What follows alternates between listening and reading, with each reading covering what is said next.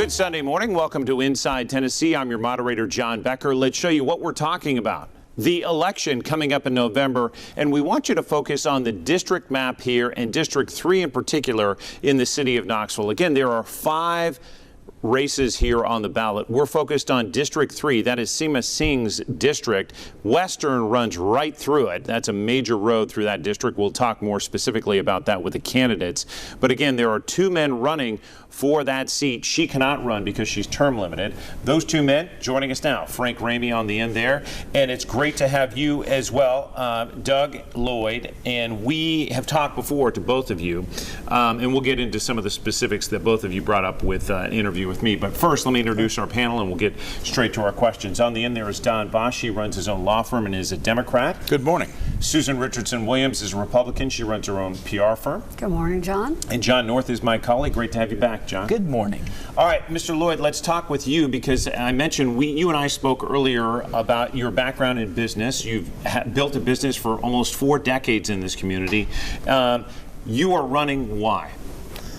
Well, I've been in business 43 years. I have a long amount of time in 3rd District. That's where I was born and raised, and most of my family still live in the area. There was a number of reasons I chose to run. I'm in construction. We've had issues with codes enforcement being very, very slow to pull the trigger on building permits, to the extent that some of the projects have taken months and months, and some of them simply just go away for lack of a building permit. That was my number 1 priority. My number 2 is, as an adult, it seems as though you can kind of split your life into 3 sections. We spend the first third of our adult life raising our family, selecting a mate. The second third of our adult life is usually spent building our career and building our business. And if you're lucky enough, we'll take that last third and we'll do something meaningful for the community, for my grandchildren. Giving back. That's your second reason for running. Exactly it. All right, well, let's give your opponent, Frank, a chance to respond to that, why you're running, and give us your top 2 reasons. Sure, absolutely. One of the big reasons I'm running is really it's for my kids. So I've got Oliver and Ruby. We're raising them in District 3 where I grew up as well. Grew up there, went to elementary school, middle school, went to Ridgedale, Northwest, West, which was District 2, I guess. Mm-hmm. But really for them, it's thinking through the future, making sure we're building the Knoxville for the future, make sure we're doing the things we do today, that we're looking forward and saying, okay, making sure we know what we're doing to make sure that our kids we can make sure Knoxville's affordable for them. So affordable to, if they want to stay here, if they want to live here, if they want to afford a home here, make that possible. So make sure there's affordable housing here for our kids to be able to stay here if they'd like to. Now that too, then focusing on the opportunity for them. So focusing on job growth here, make sure if they want to work for a great company, have a great career here, make sure that's an option for them. Or if they want to start their own business, make sure we have the things in place for them to start their own business. And then on the top of that, making sure it's a safe city for them as well. I want to talk just quickly, and then we'll bring in our panel, about one specific thing that you mentioned today, and you also mentioned before, and that is the time it takes to get a permit in the city. You mentioned that it was not just months, but more than 14 months to get one permit in the city that you think you could get in weeks in the county. True? I guarantee you, I spoke with Steve Elliott with the county, and he said that he thought they could do that in 6 weeks. In the case of this one project that we did right in the heart of 3rd District for Direct Mail, that's the company that mails out all of Dollywood's books for Dolly Parton. It took the architect 14 months to get a building permit. We also were involved in one new restaurant for Mike Chase. At 12 months, he pulled the plug and decided not to build the restaurant. So that's a big reason that you're running. We heard from you about that. Frank, what do you say about the length of a permit process in this city? Sure, and definitely it's an issue I've heard echoed numerous times of how difficult it is to build in the city, from a permitting process, how other cities, to my understanding, like Chattanooga, they've streamlined their permitting process, making it faster, easier, more straightforward. As Doug may know, too, it's like time is money. So we're trying to get these developments done. We're losing opportunities here from not making sure it's a more expedited process, a more streamlined process. And I think that's something City Council and the city as a whole needs to really focus on and work on. Well, I want to follow up on that, Frank. On your website, you talk about neighborhood first policy, which would require developers to hold community meetings before they start their projects. Will that not lengthen the process of trying to get projects going? I think it'll actually do the opposite, because what you still have to it's suggested they have communications with the neighborhood. Well, what's happening is some neighbors will get riled up about what the issue is, and then come to city council meetings or come to planning meetings and slow it down. They're not being heard. They don't think their voices are being heard. But putting on the front end, where the developer is doing the planning, they can hear from the community say, hey, well, have you thought about this intersection, or this is going to be an issue here for us. When they're doing the planning stage of that, the developer can easily. It's more straightforward for them to change their plans to, hey, this is considered to our neighborhood, to our neighbors. So then when it goes to planning, when it goes to city council, you don't have opposition, you don't have push when it's, okay, we're already trying to get to this far. It makes it a much more straightforward process and can speed it up, and you get more community buy-in. What do you think of that idea? Well, the community buy-in is always a good thing. However, the way things should operate, and my business works in 7 states, so we're very familiar with how things work with municipalities. I can walk into Chattanooga to their permit office down there and oftentimes get a permit within 2 days. The idea of getting the neighborhood involved in a project is a great idea, depending upon what it is that you're building. If it's something that fits the neighborhood, I don't see any point in doing that. If it's like you're going to do a coffee shop in a strip center or that sort of thing, or perhaps even a small factory, as long as it's in an industrial setting, again, I don't see a reason to involve the neighbors in that. The parameters are already set in the code for that, and in the zoning ordinances as well. Okay, we're going to take a quick break. John, we'll get to your questions right after a short break here on Inside Tennessee.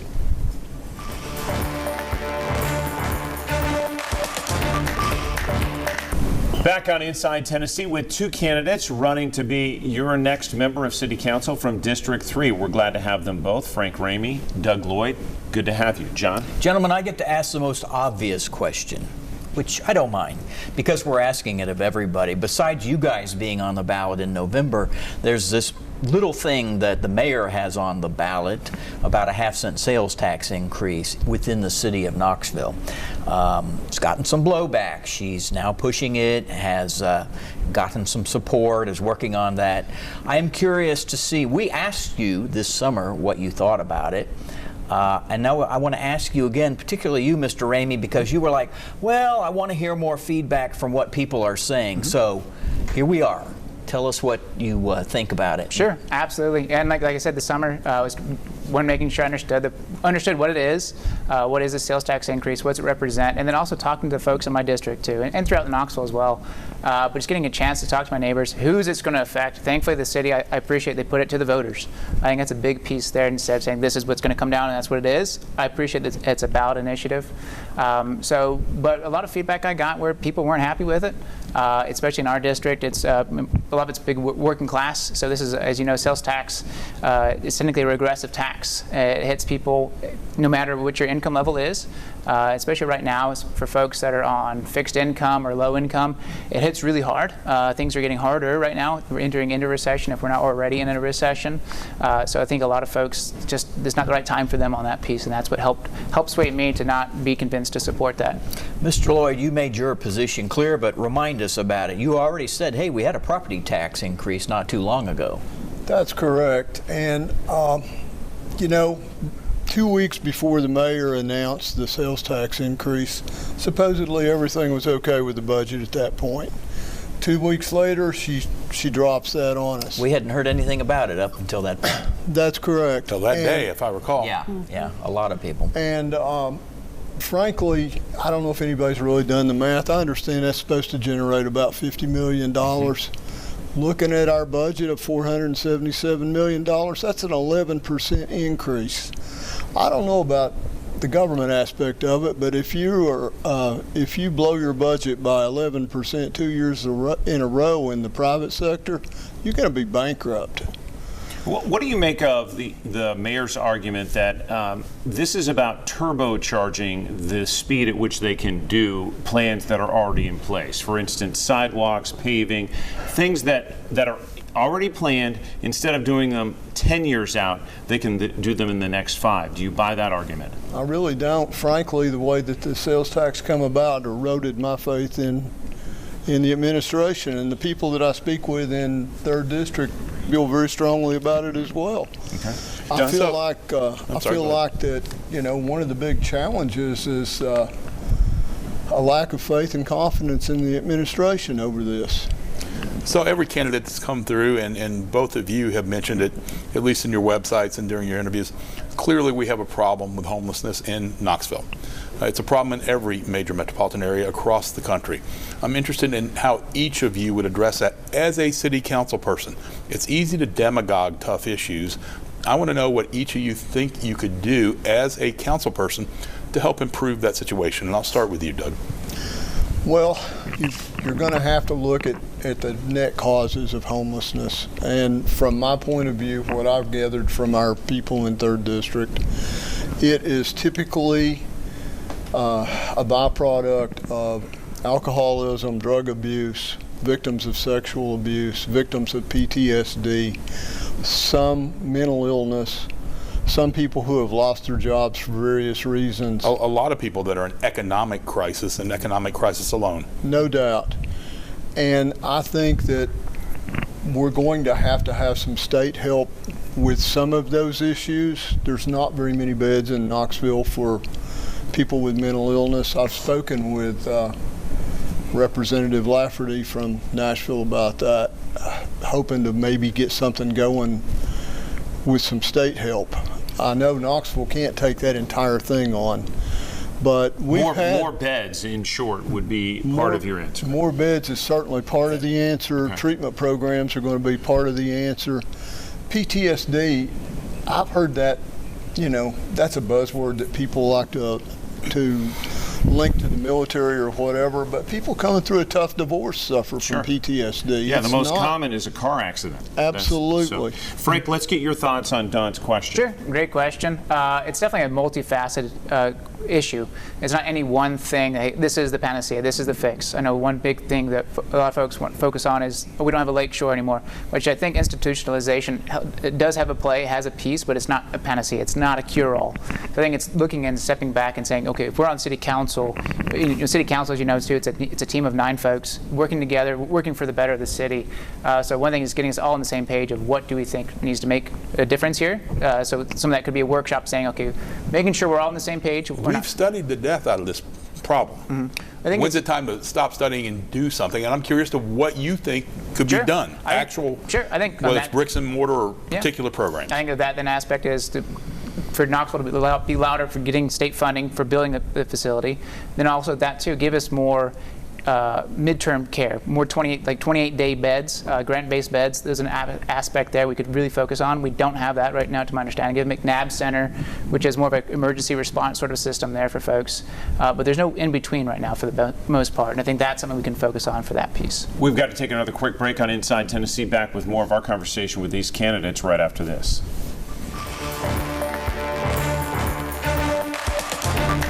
We're back on Inside Tennessee, focused on District 3. Again, in this election in November, 5 of the 9 seats on City Council will have new faces. One of them is District 3, no longer Seema Singh. Susan? Well, I want to talk a little bit about property taxes. Both of you mentioned it on your websites. Doug, you would like to reduce property taxes because we have reckless spending on non-essentials, you say. So I want to hear what those non-essentials are.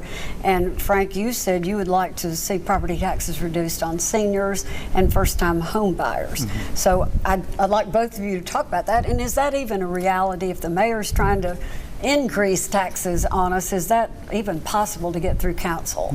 Doug, I'll start with you. Well, it depends. Back in the summer when that became a hot topic, that's back when they were going to try to build the pedestrian bridge.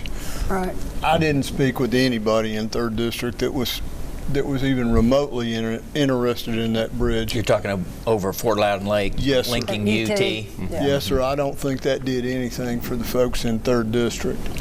Did something for the city, though. Well, it does something for the city, but I don't represent the entire city. Well, I it's not represent dead, 3rd right? District. No, I it's think not it's dead. alive. isn't It's it? It is. alive. Yes. But, and that may come back around.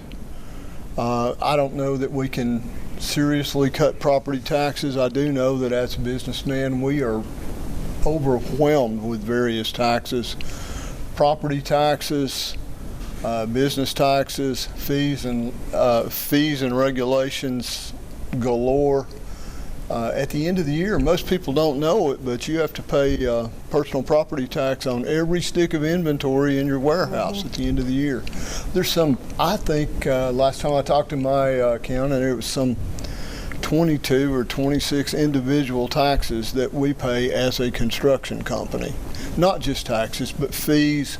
We have to have a business license in every single county that we do business. Unlike other businesses, if you are, say you're in retail sales and you have 3 locations, you have a business license in wherever your headquarters is at. Okay. We may end up with a business license in 32 different counties in the course of a year. For us, that gets to be pretty overwhelming. I actually sat in on a seminar put on by the state, and at one point I asked that question, and the lady doing the seminar said, well, That's the way it is. it's just the way it is for construction I've heard people. that. And I literally got up and left. I want to give Frank, yeah. Sure. Yeah, I guess the questions relates to property taxes. So one thing is focusing on the affordability piece. Whereas the Knox County side, especially for income qualified seniors, you have a tax freeze option. One thing, when you go through that process, the county is very clear to make sure you understand that this does not freeze your city taxes. So that's one thing I'd like to understand why. Is that an option for us to have as a city to help support folks, help support the seniors in our cities, especially people that are income qualified, to say we want to make sure you stay knitted in our fabric. You're not getting kicked out because, okay, my property taxes have gone up so high I can't afford to live in my own home anymore. I would like to see that piece. So focusing on affordability and focusing on continuing that community piece for us. And then as it relates to first-time home buyers, I'd like to see about a program to help either give them a tax discount, property tax discount, either for the first year, 2 years, or 3 years. If you're a renter for a year in Knoxville, to say, and you're a first-time home buyer and you're income qualified, to help them have a chance to get into that market as well, give them a leg up where they can. We only have about a minute left. Frank, give us your 30-second pitch to voters when they walk into the booth in November and why they should vote for you. Sure, great question. I'm excited to be, hopefully get to serve for Knoxville. I want to make sure I represent the 3rd District and I represent the entire city as well. We're all beholden to it. So we want to make sure I'm working on the team of City Council as well. It's not just one individual, it's 9 of us working together to make sure Knoxville is getting better. So focusing on that, and just know for 3rd District, I'll be a loud, energetic voice for us. And I'm there to represent for District 3 and the city as a whole. Doug? Well, I've spent the last 4 years working with Knox County's ZBA, Board of Zoning Appeals. And I found that to be very rewarding. And I put together a pretty good coalition of folks there that we work together to try to help the property owners get what they want. I'd like to do the same thing for City Council. Whoever is elected, there's 5 seats up right now. I don't know who's going to be on there, but I feel that I could put together a working relationship with each and every one of them, and we can make some meaningful changes for Knoxville. Doug, Frank, we appreciate the time. Best of luck to both of you in the election in November. Yeah, thanks for having us. Thank you, sir. We're back with our talk around right after this.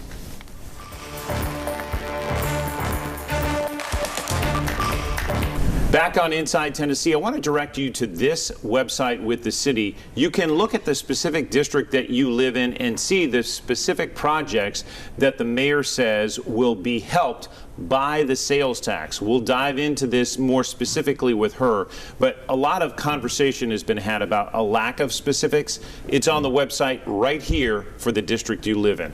That said, Don, sum up this race for us, because we're going to see a new representative from District 3. 17,000 people could vote in the primary. About 1,500 or so did. It really is going to be a factor of turnout. If one or the other candidate gets turnout, gets their people to come, they're going to win it. With that low of a total in the primary, I'm not sure which one won it. I think they're both impressive in their own way. I think the word on Doug is he's certainly more conservative, but both these candidates sound a lot alike. And it'll be interesting to see. They've hit some spots, definitely with the issues about building and codes, but it'll be interesting to see who gets the turnout and if it's going to be much bigger than the primary, because that was a sad number. Well, the sales tax vote will bring people out. Mm-hmm. Yes. Mm-hmm. John, I want to shift to some news across the state with one man who used to be the most powerful, or one of the most powerful men in the state of Tennessee. Glenn Cassida, sentenced to 3 years in prison for essentially taking taxpayer money. He was powerful, but I think there were a lot of people that were had a stopwatch on his time in office because they had great suspicions about how long he would last. And then he got caught up in this scam with his former chief of staff right there in the middle of your screen, Cade Cothran. Mm-hmm. And they were both caught after this bogus company was found that Cade Cothran had created to take advantage of essentially expenses for lawmakers. He got caught. Cothran got a little bit less time. 30 months. 30 months. Yeah. 36 months. Cassida got more time, but there's talk that he really won't go to prison. We'll get to that with Don in a second, but Susan, just give our viewers who weren't following this case an idea of just how big this is in Tennessee politics. Well, it's huge. I mean, you had another state representative, Robin Smith, who had run for Congress and had been Republican Party chairman at one time, and she took a plea in it. And who's awaiting sentencing and is awaiting sentencing on her. I don't know if she'll get any jail time or not, but to have your Speaker of the House and their assistant do something so ridiculously, just dumb, to be honest. And it wasn't for much money. I mean, they didn't make a lot of money, but there was potential to make a lot of money on that little scam that they had perpetrated. Because had they gone through into an election cycle where everybody sends out flyers and mailers and all of that the state pays for, they could have made a fortune. Don, quickly, the twist you pointed out in this case may hit people one way and some another. Sure. This is a federal conviction, which means the President of the United States holds the power of pardon and commutation. It is not going to surprise me one bit if we see these two gentlemen, prior to their entry day into the federal penitentiary system, receive a commutation or maybe even a full pardon from President Trump. I guarantee you those wheels are turning right now. On the federal level, Senator Hagerty was in town this week, in Gatlinburg, in fact, on Thursday, reassuring people about government shutdown talk. But we also had a chance to ask him about some rumors that he might be appointed to a certain position or perhaps head of TVA. Here was his reaction at the end of that interview. Articles keep kind of floating around about the potential of being appointed. I mean, if you had that opportunity, what would it mean if you got appointed? I didn't know if you want. I know it's okay. Susan, but that doesn't surprise you. No, not at all. I mean, his answer, I'm surprised he didn't say I'm running for the U.S. Senate. Yeah, there wasn't a terribly graceful way to handle that question. Had I been his PR person, I would have said, you simply say, I'm running for the U.S. Senate. That's the job I'm in, and it's what I want to continue. The context there was we had one more question to ask, so that's what reporter Andrew McClung asked, and it's like, oh no, we're done. Which is interesting that he did that, so we'll see. All right. Well, we appreciate the conversation. Thank you for joining us on this Sunday morning. Be sure to get out and vote. We certainly need a lot of people to engage. Again, 5 of the 9 seats are up in November. We're back with more candidates in the coming weeks here on Inside Tennessee.